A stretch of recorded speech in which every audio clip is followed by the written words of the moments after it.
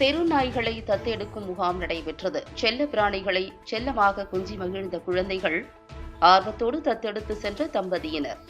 தெரு நாய்களால் மக்கள் துன்பப்படுவதை தவிர்க்கும் முயற்சியாக மதுரையில் நாய் தத்தெடுக்கும் முகாம் நடைபெற்றது.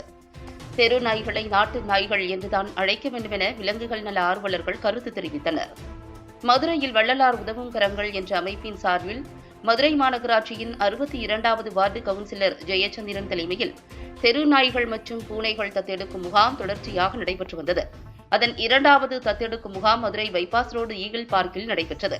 அதில் பொதுமக்கள் தங்கள் வீடுகளில் வளர்ப்பதற்காக நாய்களை தத்தெடுத்து சென்றனர். தெரு நாய்கள் மற்றும் பூனைகள் தத்தெடுக்கும் 2வது முகாம் நடைபெற்றது.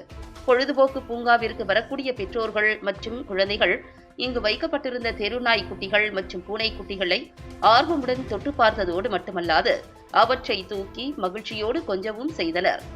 பாதுகாப்பான இரும்பு கூண்டுக்குள் அடைக்கப்பட்டிருந்த 10க்கும் மேற்பட்ட நாய்க்குட்டிகள் குழந்தைகளை பார்த்ததும் அங்கும் இங்குமாக கூண்டுக்குள்ளேயே துள்ளி குதித்தன.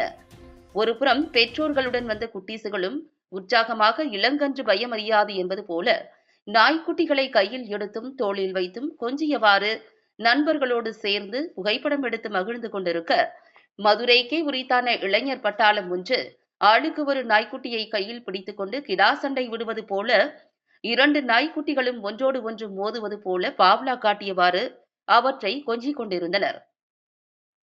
7 வயது சிறுமி முதல் கல்லூரி பயிலும் மாணவிகள் வரை ஆசையோடு இந்த செல்ல பிராணிகளை கொஞ்சி மகிழ்ந்தனர். இவ்வாறு பெற்றோர்களோடு வந்த குழந்தைகள் ஒருபுறம் நாய்க்குட்டிகளை கொஞ்சி மகிழ, இந்த முகாமின் ஏற்பாட்டாளர்கள் மற்றும் ஒருங்கிணைப்பாளர்கள் வந்திருந்த பெற்றோர்களுக்கு தெரு நாய்கள் மற்றும் பூனைகள் வளர்ப்பு முறை மற்றும் நாய்களை விலைக்கு வாங்காதீர்கள், அவற்றை தத்தெடுத்து வளருங்கள், வள்ளலார் வழியில் உதவும் கரங்களை நடத்தி வரக்கூடிய நாங்கள் இருக்கின்றோம் உங்களுக்கு உதவ என்று அந்த குழுவினர் விளக்கமளித்தனர். இளைஞர் பட்டாளம் எகிப்து நாட்டைச் சேர்ந்த படங்களில் நாம் பார்ப்பது போன்று கைகளில் பூனையை ஒய்யாரமாக வைத்துக் கொண்டு வரக்கூடிய குழந்தைகள் மற்றும் பெற்றோர்களுக்கு விளக்கமளித்துக் கொண்டிருந்தனர். மறுபுறம் அங்கு வந்திருந்த பெண்மணி ஒருவர் மிக பாசமாக செல்லமாக ஒரு பூனையை கொஞ்சி மகிழ்ந்தார். பிறந்த குழந்தையை மகிழ்ச்சியோடு எவ்வாறு கையில் வைத்து கொஞ்சுவோமோ அதே போன்று தம்பதியினர் ஒருவர் ஆளுக்கு ஒரு நாய்க்குட்டிகளை செல்லமாக தத்தெடுத்து பிளாஸ்டிக் கூடைகளில் வைத்து ஆனந்தமாக அவர்கள் வீடு நோக்கி எடுத்து சென்றனர்.